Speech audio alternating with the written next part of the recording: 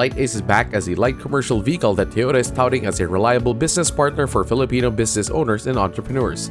To emphasize this point, the all-new Lite Ace was launched at the Farmers Plaza in Quezon City, one of the busiest commercial centers and marketplaces in the country. Toyota's goal really is to create mobility for all, and this all-new Toyota Lite Ace serves that purpose. And with the pickup and the panel van being introduced today to the public, then that gives more options to our customers, especially the MSMEs who would require such vehicle for their businesses. Two variants of the Lite Ace are now available: the pickup with an open bed for fast and flexible loading and the panel van with sliding enclosure for a more secure cargo transport.